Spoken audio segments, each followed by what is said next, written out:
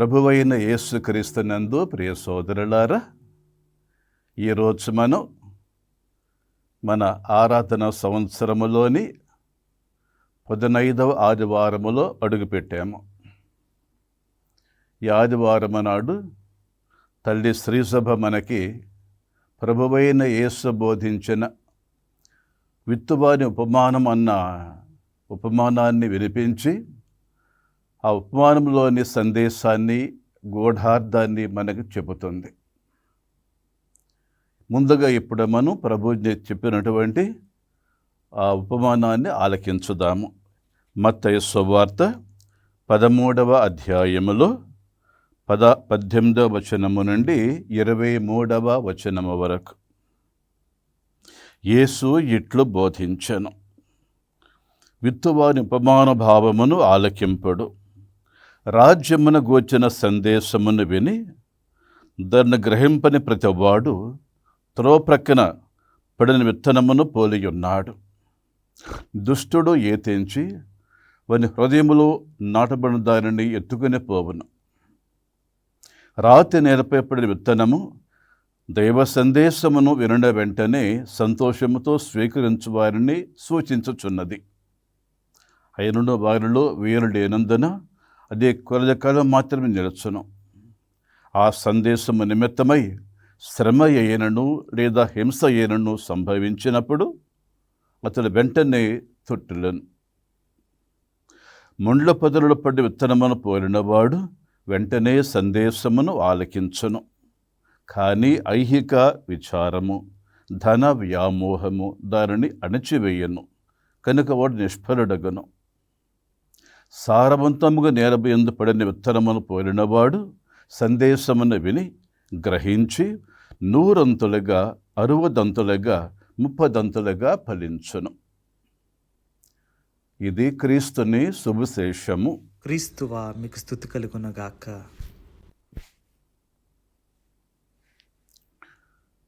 ప్రభువైన యేసునందు ప్రియ సోదరులారా, ముందుగా దివ్యవాణి ప్రేక్షకులకందరికీ ప్రభువైన యేసుక్రీస్తు నామములో శుభాభివందనాలు.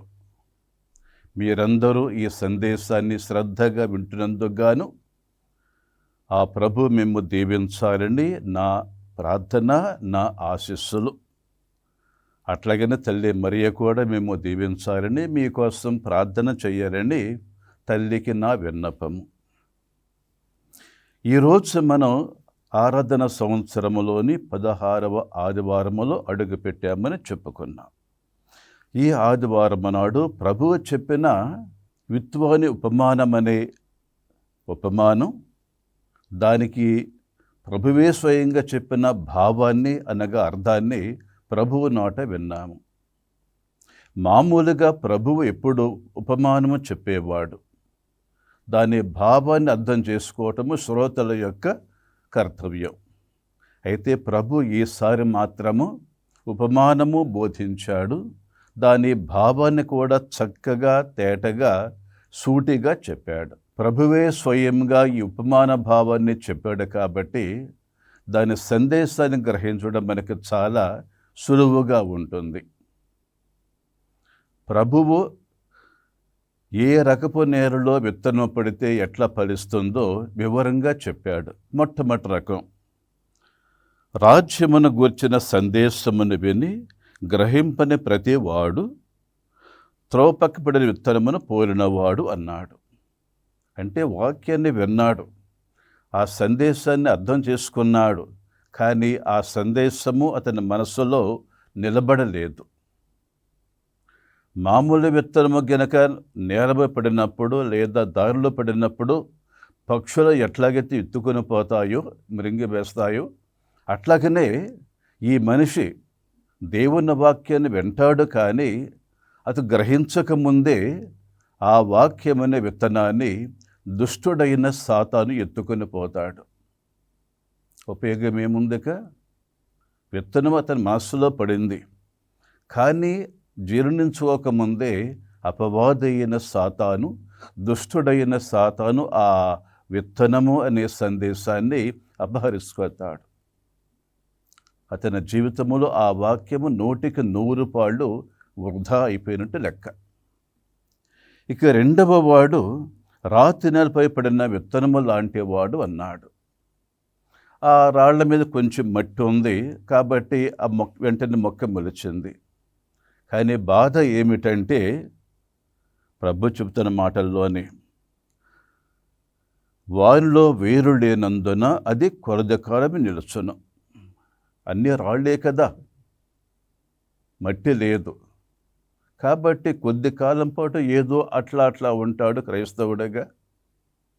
అనతి కాలములోనే మరికొద్ది కాలములోనే ఆ వాక్యాన్ని మరచిపోతాడు, పట్టించుకోడు.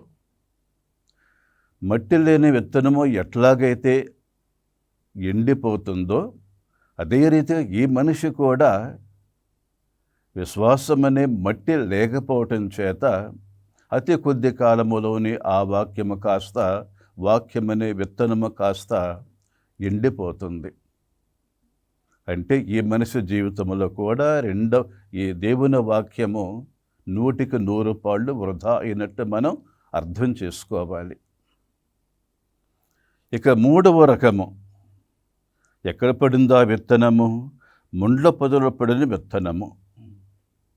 నేల బాగానే ఉంది, బహుశా సారవంతంగా కూడా ఉండొచ్చు, కానీ ఆ నేలలన్నీ ముళ్ళ పొదలు ఉన్నాయి. విత్తనం పడుతుంది కానీ, పెరుగుతుంది కానీ, పైన ఉన్న ముండ్ల కంప ఆ వాక్యమనే మొక్క ఎదగకుండా అణిచివేస్తాయి. ఎంతకాలమైనా అట్టగా ఉంటుంది ఆ మొక్క, పంట పండిదాకా రాదు. పైన ఉన్న ముళ్ళ పొదలు గుబురుగా ఉండటం చేత ఆ మొక్కని అణిచివేస్తాయి, ఫలించకుండా అడ్డుపడతాయి. ఈ రకంగా ఆ మనిషి జీవితంలో కూడా లోక సంబంధమైన విచారాలు కావచ్చు, సుఖాసక్తి కావచ్చు, ధనాశ కావచ్చు, లోకములో ఉన్న సౌఖ్యాలు అనుభవించాలన్న ఆశ కావచ్చు, ఇవన్నీ కూడా ముళ్ళ తొప్పలాగా అతని మనసులో ఉన్న దేవుని వాక్యమనే మొక్క ఎదగకుండా అణిచివేస్తాయి. అంటే ఏ మనిషి జీవితంలో కూడా దేవుని వాక్యము ఫలించకుండా వృధా పోతుంది. ఇక 4వ రకపు మనుషులు ఎటువంటి వాడు? సారవంతమైన నేల యందు పడిన విత్తనము పోలినవాడు. నేల సారవంతంగా ఉంది అంటే బాగా దున్నాడు రైతు, అదును చూసి విత్తనము నాటాడు, విత్తనము చల్లాడు. నేల బాగుగా ఉంది, రాళ్ళు రప్పలు లేవు, ముళ్ళ తుప్పలు లేవు, ముళ్ళ కంచెలు లేవు. అంటే నేల కానీ నేల పైన కానీ ఆ మొక్కకి ఎటువంటి ఆటంకము లేదు, దాన్ని అడ్డుకొచ్చే ఈ శక్తి ఏమీ లేదు అక్కడ. రాళ్ల రూపంలో లేదు, ముళ్ళ కంప రూపంలో లేదు. కాబట్టి నేలలో పడిన ఆ విత్తనము చక్కగా ఫలించిందట. ఎంత బాగా ఫలించిందంటే 100 అంతలుగా, 60 అంతలుగా, 30 అంతలుగా ఫలించింది. ప్రభు ఉపమానము చెప్పినప్పుడు ఆయన కళ్ళ ముందు సామాన్య జనులు ఉన్నారు. వాళ్ళలో ఎక్కువ మంది వ్యవసాయదారులు, అంటే వ్యవసాయం చేసేవాళ్ళు. అది మెట్ట పంట కావచ్చు, మాగాణి కావచ్చు, ముఖ్యంగా మెట్ట పంటలు. మైదానములాగా ఉంటుంది వాళ్ళ పొలం. కాబట్టి ఏ రైతైనా కానీ శ్రద్ధగా ఉండి తన పొలములో పండించే ఏదైనా కానీ బాగా పండాలని కోరుకుని తన వంతు శ్రమ తాను చేస్తాడు. అయితే కొన్నిసార్లు ఆ విత్తనము పడిన చోటును బట్టి, నేలను బట్టి ప్రతిఫలం ఉంటుంది. నేల చక్కగా ఉంటుందా అంటే రాళ్ళు రప్పలు కానీ, ముళ్ళ తుప్పలు కానీ అటువంటి ఏమీ లేకుండా ఉందా, తప్పక ఆ పొలం పండుతుంది. అయితే ప్రభు బోధించింది దేని గురించి? మామూలు పొలం గురించా, మామూలు వ్యవసాయం గురించా అంటే కాదు. ప్రభు తన వాక్యాన్ని, దేవుని రాజ్యాన్ని విత్తనముతో పోలుస్తున్నాడు. విత్తనము చల్లక ముందు, విత్తనం నాటక ముందు రైతు ఎట్లాగైతే ఆ నేలను సరిచేస్తాడో అట్లాగనే ప్రభువు కూడా మన హృదయాల్లో, హృదయం అనే పొలములో తన విత్తనాన్ని చల్లకముందు, నాటకముందు మన హృదయాన్ని గమనిస్తుంటాడు. తన వాక్యమనే విత్తనం మన యందు ఫలించాలంటే మన హృదయం దానికి సానుకూలంగా ఉన్నదా లేదా అని కూడా గమనించాడు. ప్రభు కృషిలో, ప్రభు ప్రయత్నములో ఎటువంటి లోటు లేదు. ప్రయత్న లోపము లేకుండా చిత్తశుద్ధిగా ఆయన తన వాక్యమనే విత్తనాన్ని హృదయములో నాటుతాడు. విత్తనము మంచిది, అనగా దేవుని వాక్యమనే విత్తనము మంచిది, ఏ లోటు లేనిది, ఏ దోషము లేనిది, శక్తివంతమైంది. అయితే మరి అది పడిన చోటు ఎట్లా ఉంది? అది ఫలించటానికి, పెరిగి పెద్దది కావటానికి ఆ నేల ఎట్లా ఉంది? దీని మీదనే ఆ విత్తనము యొక్క ప్రతిఫలం అనేది ఆధారపడి ఉంటుంది. ఉపమానం చెప్పిన తర్వాత ప్రభువు చెప్పిన మాట ఏమంటున్నాడు చూడండి. వినుటకు వీరులున్నవాడు వినుగాక అన్నాడు. వినుటకు వీరులున్నవాడు అంటే వినటానికి చెవులు ఉన్నవాడు వినుగాక అన్నాడు. ఏమిటా మాట సందేశం? ఆ మాట అర్థం ఏమిటి? అందరికీ చెవులు లేవా? చెవులు లేకుండానే వింటారా? అది కాదు. అంటే దేవుని వాక్యం మనలో ఫలించాలి అంటే 30దంతలుగా, 60దంతలుగా, 100ంతలుగా ఫలించాలంటే వినేవాళ్ళలో శ్రద్ధ అనేది ఉండాలి. వినేవాళ్లలో ఆసక్తి ఉండాలి. వినేవాళ్లలో నేను వినాలి, నేర్చుకోవాలన్నటువంటి ఆశ గట్టిగా ఉండాలి. అట్లా ఉంటేనే వినేవాని యందు ఆ విత్తనం బలంగా పనిచేస్తుంది. ప్రభు చెప్పిన మాట కదా, వినుటకు వీరులున్నవాడు, వినుటకు చెవులున్నవాడు. ప్రియ సోదరులారా, ఈ సందర్భములో ముందుగా మనం ప్రభువు చెప్పిన ఆ మాటను బట్టి మనలో వినే ఆసక్తి ఉందా లేదా అని ప్రశ్నించుకుందాం. గుడికి వచ్చినప్పుడు ఎంత త్వరగా ప్రార్థన అయిపోతుందా, ఎంత త్వరగా వెళ్ళిపోదామన్న ఉద్దేశంతో గుడికి వస్తే ప్రసంగం వినేటప్పుడు, ప్రసంగం మొదలైనప్పుడు వెంటనే మనకి అనాసక్తత చోట చేసుకుంటుంది. ఇప్పుడు అయిపోతుందా, ఇప్పుడు వెళ్ళిపోదామన్న యావే ఉంటుంది. కానీ చెప్పేది శ్రద్ధగా వినాలి, విని అర్థం చేసుకోవాలి అన్న కాంక్ష ఉంటే గనక మనం గడియార వంక చూస్తాము. మనస్సంతా బోధకుని మీదనే, ప్రభువైన యేసుక్రీస్తు మీదనే ఉంటుంది. మన గురువు ద్వారా, మన బోధకుల ద్వారా ప్రభువు నాతో ఏమి చెబుతున్నాడు అన్న ప్రశ్న మనలో ఉంటే శ్రద్ధగా వింటాము. అందుకే ప్రభు ముందుగానే ఆ మాట చెప్పాడు, వినుటకు వీరుడున్నవాడు వినుగాక అని. రెండవ దశలో ఆ విత్తనము ఎంత ఫలించింది, ఎట్లా ఫలించింది? దేవుని వాక్యాన్ని వినటానికి మనము ముందుగా మన మనస్సులను సిద్ధపరచుకోకపోతే, మన మనస్సులను సానుకూలపరచుకోకపోతే, విత్తనము ఎంత మంచిదైనా కానీ, విత్తనము ఎంత శక్తివంతమైందైనా కానీ అది రాళ్ల మీద పడిన విత్తనములాగా, ముండ్ల పొదలు పడిన విత్తనములాగా, లేదా దారి పక్కన విత్తనములాగా వ్యర్థమైపోతుంది. ఏమిటి ప్రయోజనం? ఆలయానికి వచ్చాము, ఆలయములో కూర్చున్నాము, అక్కడ గురువు, బోధకుడు మనకి సువార్తను బోధిస్తున్నాడు. కానీ మన మనసు ఎక్కడో ఉందనుకోండి.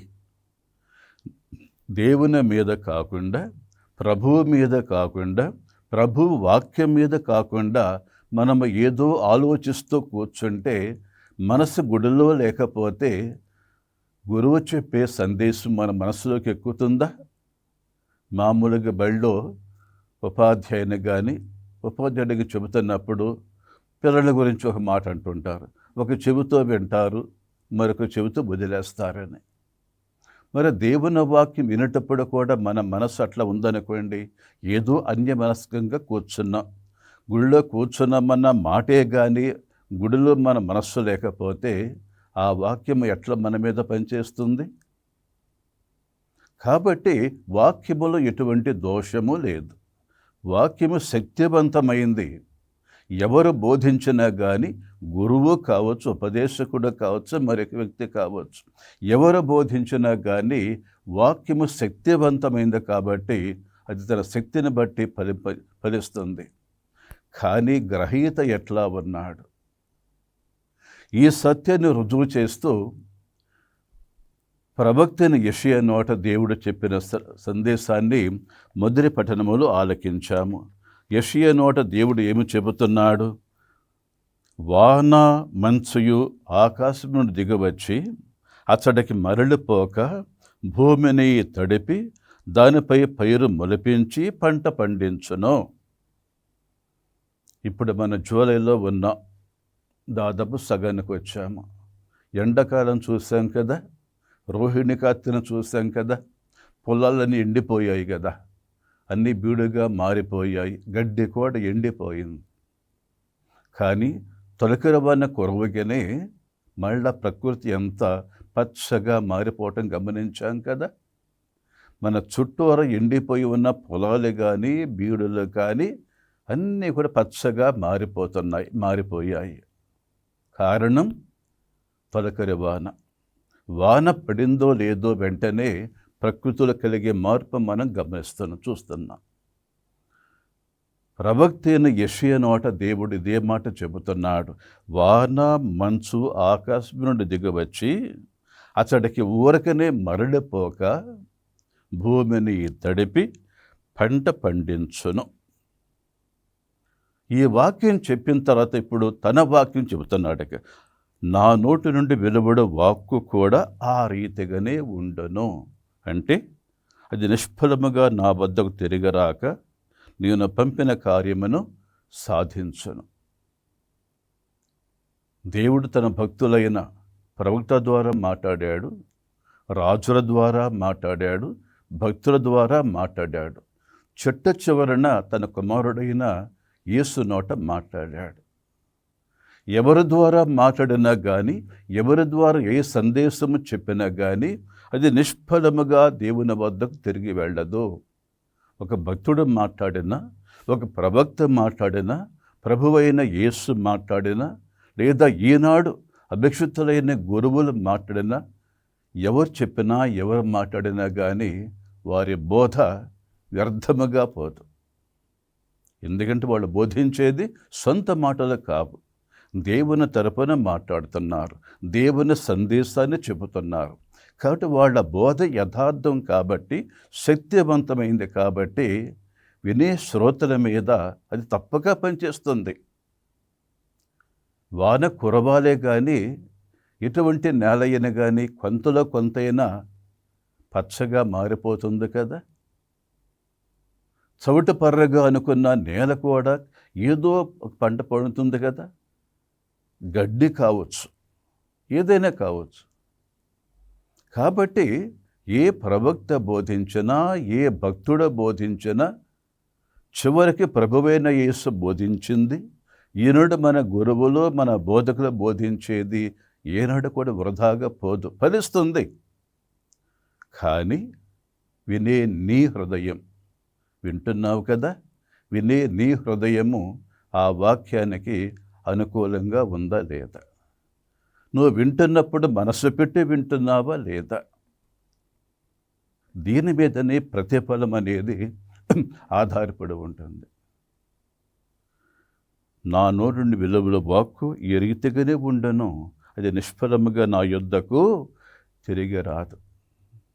ప్రియ సోదరులారా, వారం వారం మనం గుడికి వస్తున్నాం కదా, దేవుని వాక్యాన్ని విందామన్న ఆశతో వస్తున్నాం కదా, గురువు చెప్పే సందేశాన్ని విందామనే వస్తున్నాం కదా. బయట మనం ఎన్నెన్నో వింటుంటాం, ఎందరెందరో బోధకులు ఏదో చెబుతుంటారు. లోకస్తులు చెప్పే బోధ వేరు, ప్రభువైన యేసు చెప్పే బోధ వేరు. కాబట్టి ప్రభువైన యేసు యొక్క వాక్యాన్ని మనం శ్రద్ధగా వింటే, మనస్సు పెట్టి వింటే అది ఏనాడు వృధాగా పోదని సందేశం. మరొకసారి ప్రభు చెప్పిన మాటల్లోని ఆ చివరి మాటలు ఏమిటవి? 100 60 30 ఫలించును. మరి నీ జీవితం ఎంత ఫలించాలని కోరుకుంటున్నావు? కొంచెం ఫలించాలని కోరుకుంటున్నావా? ఎంతో కొంత అనుకుంటున్నావా?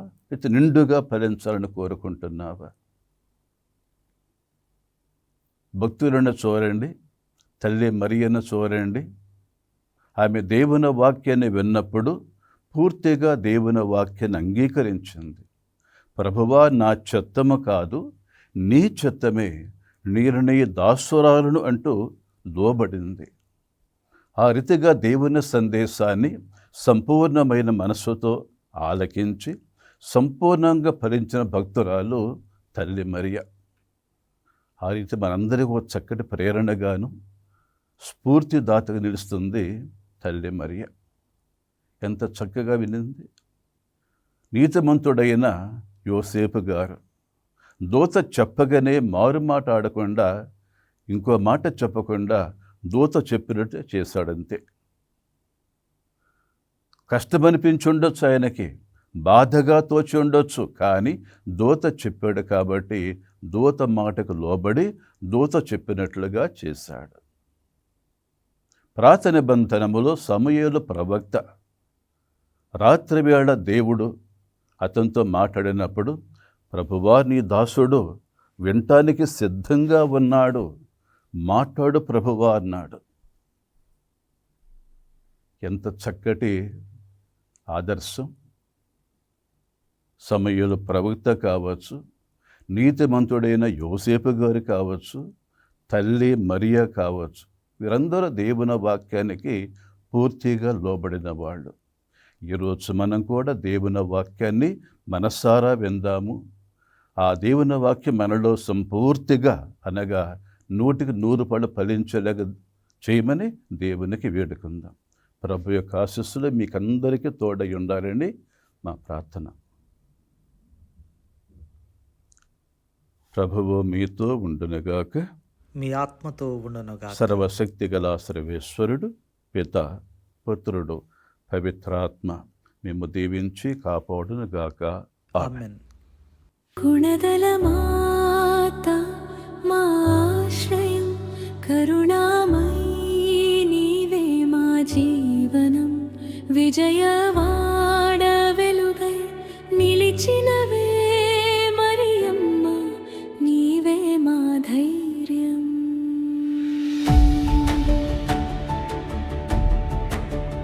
కొండపై వెలసిన పవిత్ర రూపం, కోట్ల హృదయ